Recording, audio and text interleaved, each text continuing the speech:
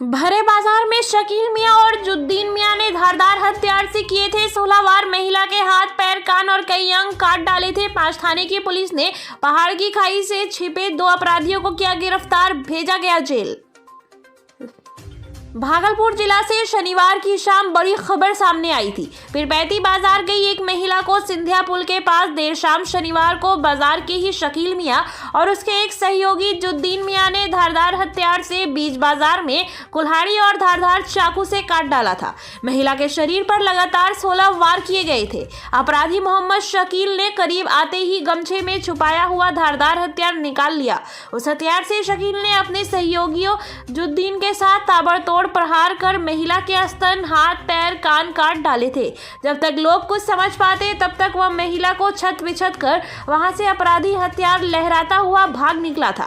वहीं एक तरफ जहां वरीय पुलिस अधीक्षक इस केस को लेकर कुछ भी बताने से जहां कटते दिखे, वहीं इस मुद्दे को लेकर सिटी एसपी स्वर्ण प्रभात ने बताया कि महिला के साथ शकील मियां के बीच पैसे के लेन देन को लेकर कई बार झड़प हो चुकी थी, जिसको लेकर आज अकेले पाकर उसने धारदार हथियार से प्रहार किया और उसे छत विछत कर अपने सहयोगियों के साथ मार डाला, जिसमें 2 की गिरफ्तारी कर ली गई है और उसे न्यायिक हिरासत में लेकर जेल भेज दिया गया है।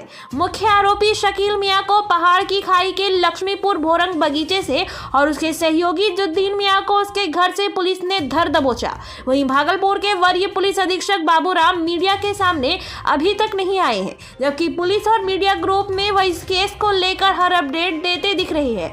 वहीं एसएसपी बाबूराम लोगों से शांति व सौहार्द बनाकर रखने की अपील भी करते दिखे हैं। घटना के बाद महिला खून से तरबतर थी। वह जोर जोर से चिल्ला रही थी, लेकिन जब तक लोग सहायता के लिए पहुंचते तब तक वह पूरी तरह घायल हो चुकी थी। वही गंभीर स्थिति को देखते हुए चिकित्सकों ने उसे जवाहरलाल नेहरू चिकित्सा महाविद्यालय मायगंज अस्पताल में रेफर कर दिया था, जहां उसके इलाज के दौरान ही मौत हो गई थी।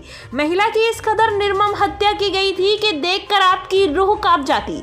लगातार धारदार हथियार से 16 बार वार कर महिला नीलम देवी के हाथ, पैर, नाक, कान काट डाले थे। साथ ही उनके स्तन, पीठ और दोनों कान काटे हुए थे।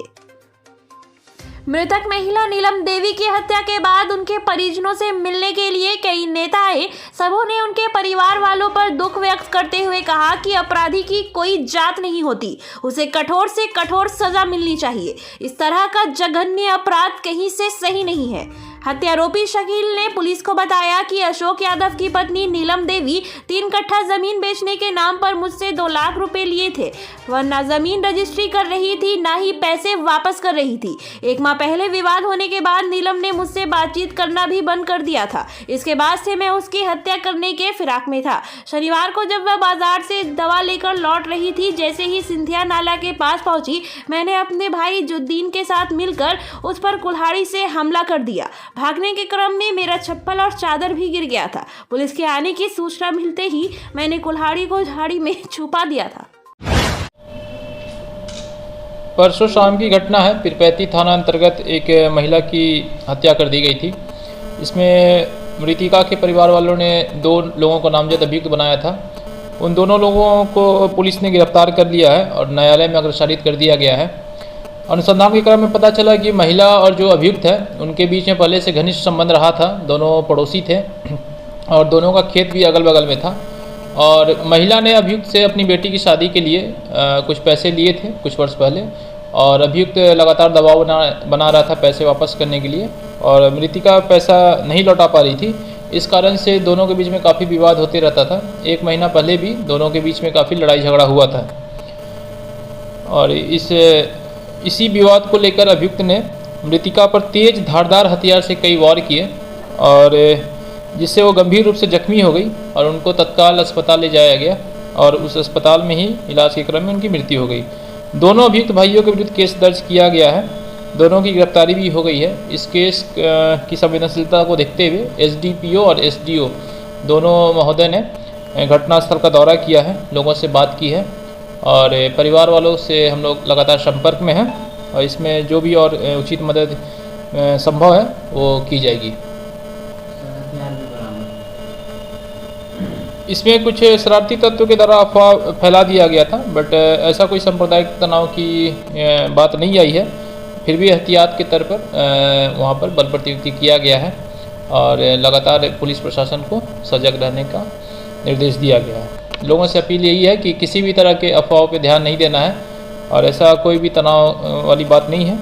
इसमें जो अपराध हुआ है और अपराध करने वाले जो भी अभियुक्त हैं उनको गिरफ्तार कर पुलिस ने जेल भेज दिया है और आगे की जो कार्रवाई है वो हम लोग कर रहे हैं। सर, ये गिरफ्तारी के बाद दोनों ने कुछ बताया कि क्यों हत्या की, इस तरह से विवश तरीके से क्यों मारा? उनसे पूछताछ किया गया है तो प्रथम दृष्टया वो यही बता रहे हैं कि विवाद पहले से रहा है और पैसे को लेकर ही विवाद का मुख्य कारण आ रहा है। घनिष्ठ संबंध, क्या अवैध संबंध भी था कुछ ऐसा? इस तरह का मैटर अभी तो नहीं पूछताछ में बता रहे हैं और भी जानकारी हम लोग प्राप्त कर रहे हैं अन्य सूत्रों से और कुछ पता चलता है तो आपको बताएंगे।